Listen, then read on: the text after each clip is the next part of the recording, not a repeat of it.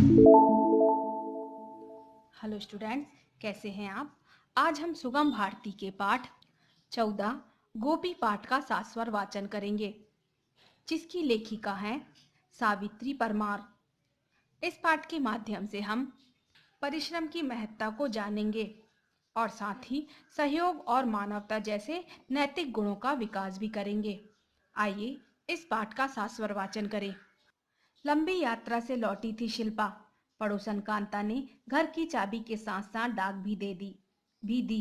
ढेर सारे पत्र थे। शिल्पा धूप में कुर्सी लगाकर डाक लेकर बैठ गई। शांति से पत्र पढ़ने लगी। गुलाबी रंग का एक लिफाफा नजर को बार बार बांधने लगा। हैरान मन से उन्होंने गुलाबी लिफाफा खोला। उसमें से शादी का एक निमंत्रण पत्र निकला। साथ ही धारीदार कापी के कागज पर एक खत था। लिखा था, परम आदरणीय गुरु दीदी, गोपी का प्रणाम। दीदी, जब आप पूरा पत्र पढ़ लेंगी तब शायद आपको अपना शिष्य गोपी याद आएगा, जिसे गले तक डूबे अभावों के दलदल से निकालकर आपने अपनी ममता की छाया दी थी, प्यार और सहारा दिया, साहस, प्रेरणा और सही दिशा का ज्ञान कराया था। मैं जब टूटकर बिखर जाने वाला था तब आप ही तो थीं जिन्होंने अपना हाथ बढ़ाकर मुझे संभाला। आपने अपने शिष्य के सिर पर इस तरह आशीर्वाद का हाथ रखा कि मैं आपका पुत्र जैसा हो गया था। आज मैं जो कुछ हूं वह आपके ही कारण दीदी जी। आपको मैंने जितना जाना समझा उस पर मुझे गर्व है, सदैव ही रहेगा। जहां एक और विद्यार्थी के लिए आप अखरोट के समान कठोर थीं, वहीं दूसरी ओर ममतामयी नारी का कोमल हृदय आपके पास भरपूर था। आज मैं जीवन के संघर्ष को झेलने में थोड़ा सक्षम हो सका हूँ। आप विश्वास करेंगी कि मैंने जो भी नया कदम उठाया, पहले आपको मन ही मन प्रणाम किया। दीदी जी, खुद पढ़ लिया 12वीं तक, यह आपको विदित ही है। उस समय आपका तबादला हो गया था। आप दूर चली गई थी। मैंने एक सूती मिल में नौकरी कर ली। छोटे भाई को 10वीं तक पढ़ाया और उसे एक लोहे के पुर्जे बनाने वाली वर्कशॉप में काम दिला दिया। माँ तो पहले ही जर्जर हो गई थी। छोटे भाई की शादी के बाद वह जीवित नहीं रह सकी, परंतु हम दोनों भाइयों को 4 पैसा कमाते देखकर वह संतुष्ट होकर गई हैं। मैंने स्काउटिंग का प्रशिक्षण लेकर एक शिक्षा संस्थान में नौकरी पा ली है। अगले हफ्ते मेरा विवाह होने वाला है। आपके पास निमंत्रण पत्र भेज रहा हूँ। मेरी खुशियों का कोई अंत नहीं होगा दीदी जी, आपको इस शुभ अवसर पर पाकर। आशा करता हूँ कि आप अवश्य दर्शन देंगी और अपने आशीर्वाद से हमें कृतार्थ करेंगी। सदैव की भांति आपका गोपी। पत्र अंगुलियों में पत्ते सा कांपने लगा था। गोपी अचानक शिल्पा के सामने साकार हो उठा। उनका विद्यालय और 12वीं कक्षा का बड़ा कक्ष। कक्षा में बैठे 60 छात्र, सभी स्वच्छ, सलीकेदार, अनुशासित और पढ़ने में रुचि रखने वाले। जो ही प्रार्थना के पश्चात घंटा लगता, वह अपनी पुस्तक और कक्षा डायरी लेकर कक्षा में पहुंच जाती। एक नजर पूरी कक्षा पर डालकर हाजिरी लेती और तुरंत पढ़ाई आरंभ। खिड़की दरवाजे बंद करा लेती ताकि तल्लीनता भंग न हो। उनकी कक्षा में सबसे पिछले कोने वाली सीट पर बैठता था गोपी। 1000 बार टोकने पर भी वह रबड़ के टायर वाली चप्पल पहनता। स्कूल पोशाक की सफेद कमीज बिना ठीक धुले, बिना प्रेस लगे, एकदम पीली और चमड़े जैसी गुड़मुड़ी रहती थी। यही हाल खाकी पैंट का था। न बालों में ढंग से तेल, कंघी और न ठीक तरह से नाखून की सफाई। कई बार संदेह होता था कि ना मालूम वह प्रतिदिन स्नान भी करता है अथवा नहीं।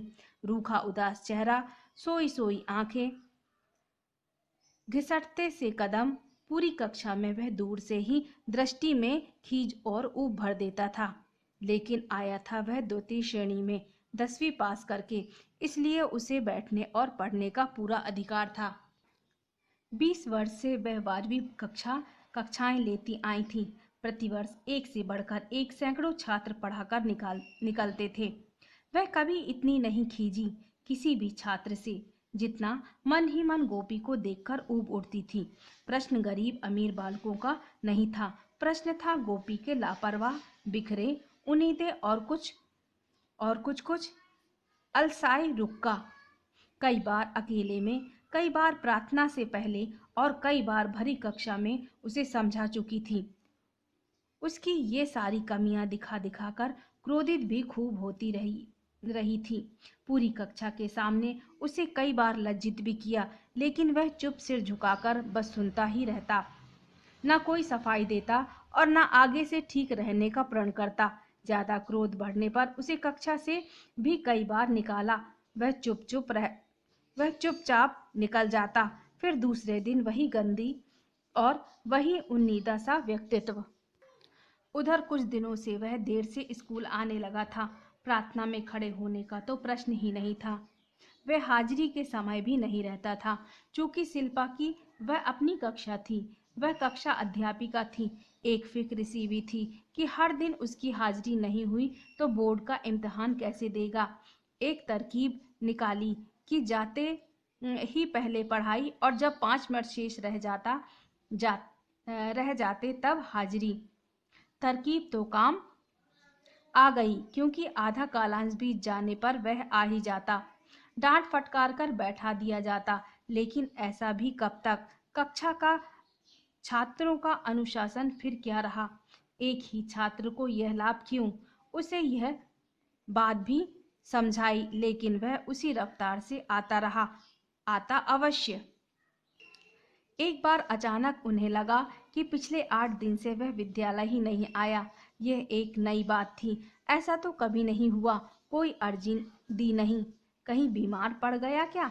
सोमवार को अभ्यास के अनुसार जैसे ही उसकी कुर्सी पर दृष्टि गई, उसे सही सलामत बैठा पाया। उसे देखते ही शिल्पा का क्रोध उमड़ पड़ा।